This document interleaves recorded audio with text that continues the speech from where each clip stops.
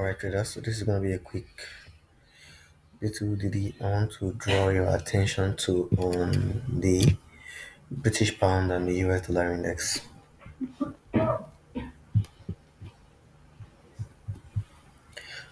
The chart to the right hand side is the dollar index, while the chart to the left hand side is the British pound US dollar.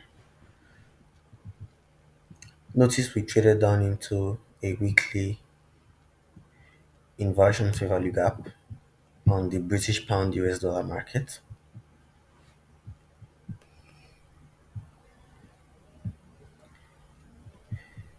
We traded down into that weekly inversion fair value gap and the daily rejection block down here. Then we saw a rally of the lows into this bearish order block up here. Then we saw another decline all the way down into inversion fair value gap weekly, and we respected that PDRE. You can see the wicks of the candles going through the inversion fair value gap, but the bodies of the candle managed to stay above the inversion fair value gap. That's a telltale sign that smart money are indeed buying this asset. To the right hand side of the chart, we have the dollar index taking out its previous high of February. It initially made a short term high in February, the first trading day of February, which was, I think it was the non farm payroll week. Then this was CPI week. So we made this high on the non farm payroll week. The following week was CPI. We took out the high made in the first week of February, then we rejected it and dropped lower. That left behind a smart money divergence on the British pound and the US dollar index. This is actual SMT.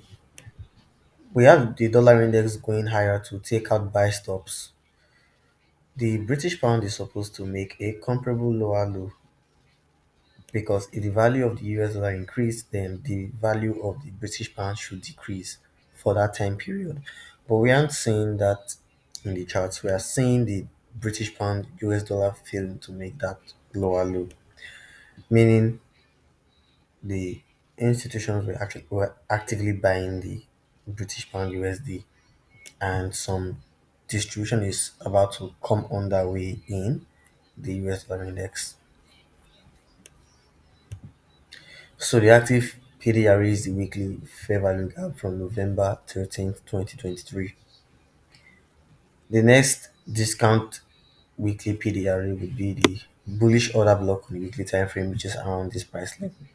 And it's also overlapping with the daily volume imbalance down here and sell side liquidity resting below these wicks and the bodies of these candles. Before we get down here, we have a speed bump of this bullish order block, open and mean threshold. You can see we traded down into that bullish order block this week and rejected it quite handsomely on Thursday. This is just a speed bump. It doesn't mean that the focus has changed for the dollar index. We are still looking for the drawn liquidity down here longer term. Now back to the British pound US dollar. Notice this range. Notice the continuous buy side, sell side delivery in this range. Rallied higher, drop down, rallied higher, drop down, rallied higher, drop down again, then rallied higher again before ultimately dropping down. This market was in a consolidation. Inside these respective price swings, we have individual higher highs and higher lows. We have something like this forming inside the range.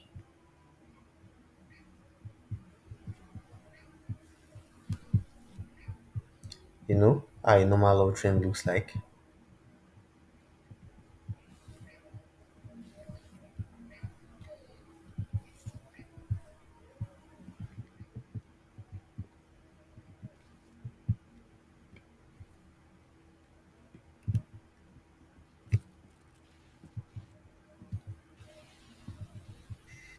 We have something like this on the lower time frames, higher highs and higher lows continuously just like that.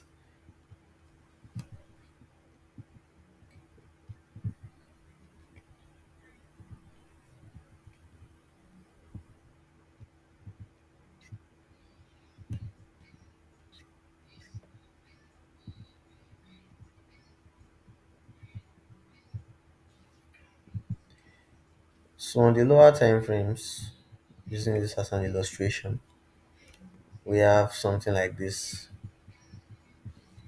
higher highs and higher lows forming on the lower time frames inside every respective upswing.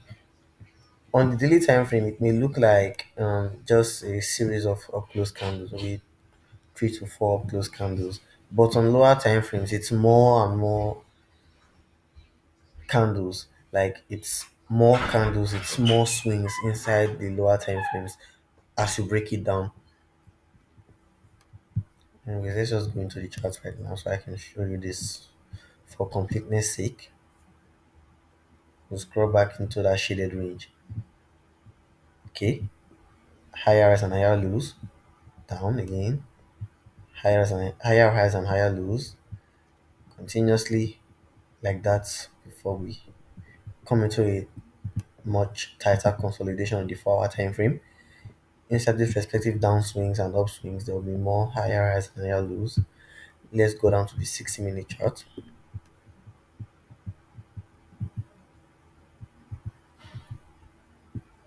Okay, you can see what I'm talking about, higher highs and higher lows, lower highs and lower lows, higher highs and higher lows, higher highs and higher lows and lower highs.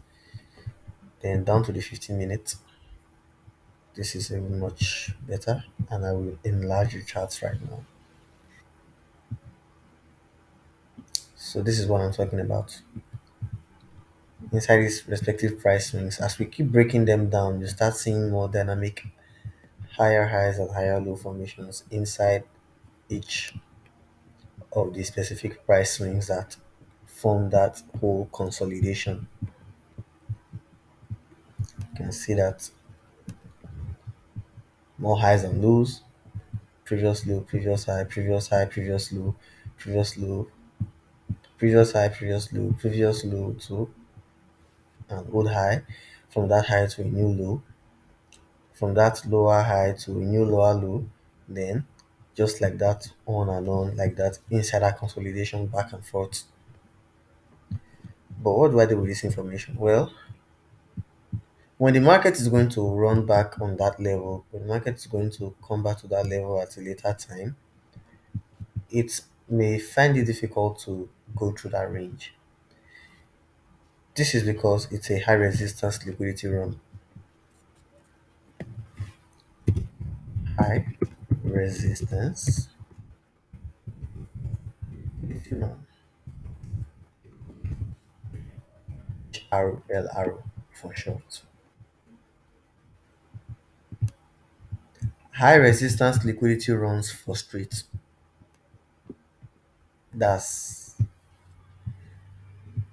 what we call them. The high resistance liquidity runs, they are meant to frustrate. High resistance liquidity runs frustrate. Low resistance liquidity runs, they are like a hot knife through butter. It's the opposite of frustration. It goes right directly for your target without any obstruction. But high resistance liquidity runs, they frustrate you. So, for an efficiently delivered price range like this, why is it efficiently delivered price range? The market dropped down, rallied higher, dropped down, rallied higher again, then dropped down. This is buy side delivery. Then sell side was delivered into that price range again. Then buy side delivery inside that same range again. Then another sell side delivery inside that same range again. The range is already efficiently traded. There is no inefficiency in this trading range. No inefficiency in this trading range. This trading range is efficiently traded, it's balanced. What's resting above it is buy side liquidity. We have neutralized the sell side liquidity resting below the range. Now we are left with the buy side liquidity. Inside this efficiently delivered price range, the markets won't like to stay long in there. Yes, true. The high resistance liquidity runs frustrate. That's what they are meant to do. They are meant to frustrate. They actually you don't swing trade in a high resistance liquidity run profile. What you actually look for is short term strikes. Get in and you get out. Get in and get out. Okay, that's what you do in high resistance liquidity run profiles because the market can easily reverse on you. The market can easily reverse on you, so you don't look for long term swings on the high resistance liquidity run profiles. Yes, it may happen. Yes, you might see long term swings pan out. That's for sure. It will happen. But the general rule of thumb is that you shouldn't be looking for something long term in a high resistance liquidity run profile. You are not supposed to be looking for a swing trader's entry in such a profile. You are either a day trader or a short term trader, short term weekly range trader.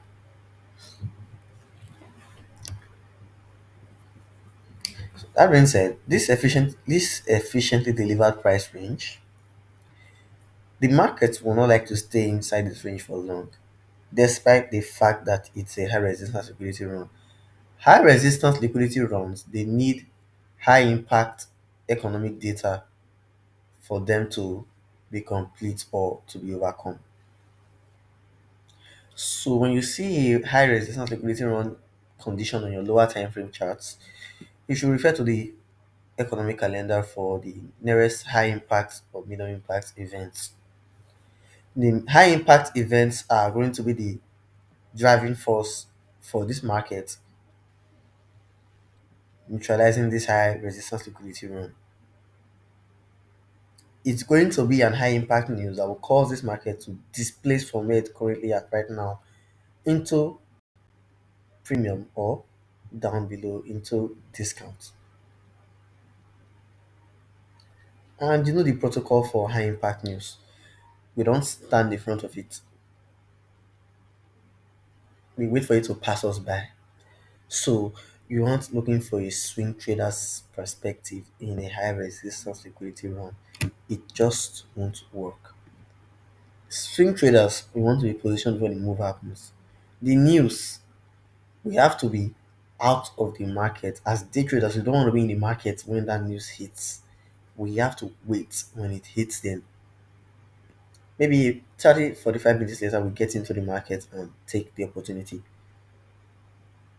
You see that the swing trading condition, the swing traders mindset and the day traders mindset are not in agreement in a high resistance liquidity run environment because the swing trader wants to get in because he believes that yes, we are going for buy side liquidity. He wants to just get in and forget about it and just hold for a later time. The day trader understands that we have to wait for the news. After the news, then we can trade. The swing trader, well, what if the market just uses the high resistance liquidity run and the initial volatility by that economic data causes the market to just go to my target and I miss out? The swing trader starts thinking like that. So you see, it's either the swing trader gambles or he misses the opportunity. Now for the apt pupil, you decide between the two. What do you think is best? Miss the opportunity or gamble and likely blow your account? If you ask me, I'll say miss the opportunity, and if I can't be just day trade. If I can day trade, I will just be a day trader or scalper after the news event and save my accounts from ruin by high impact economic data. So that's the whole story behind the British pound USD currently. We have that SMT in place showing that there's accumulation in the British pound US dollar. And if you go on to the Euro USD, lower lows, relative strength analysis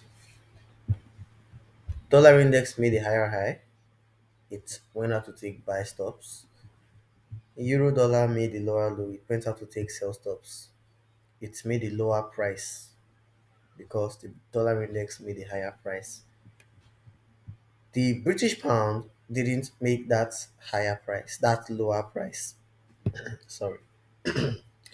The British pound US dollar didn't make that lower price, but the euro dollar made that lower price. So, relatively speaking, between the euro dollar and the British pound US dollar, which is proven to be stronger, hint, hint, nudge, nudge, it's the British pound US dollar.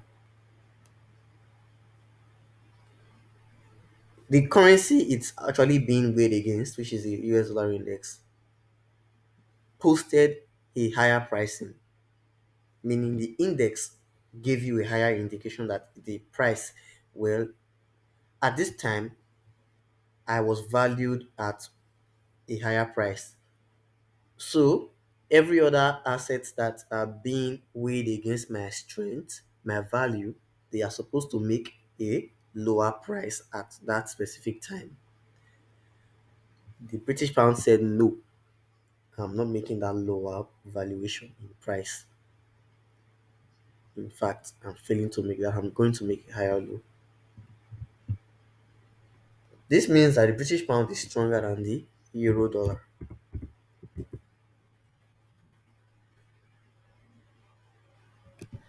It's not buying pressure, it's just the algorithm refusing to redeliver price down there.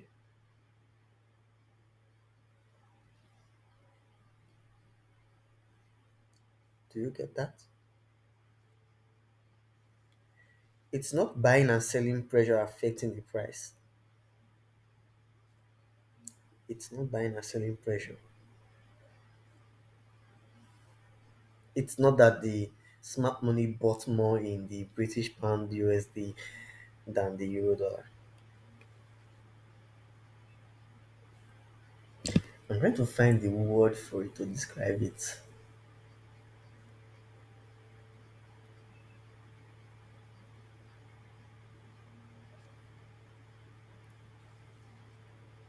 The algorithm is refusing to offer prices down below the previous low price.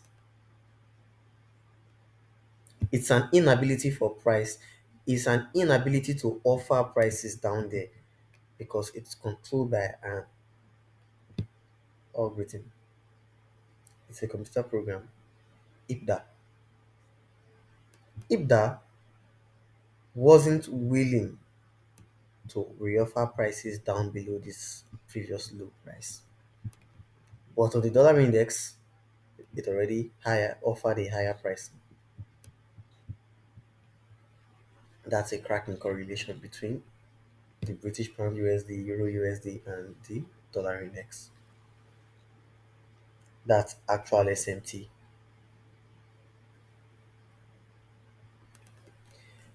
So, with that, I guess I've explained the whole idea behind why I'm expecting 1.28500 on the British pound US dollar. Till I talk to you next time, good luck and good trading.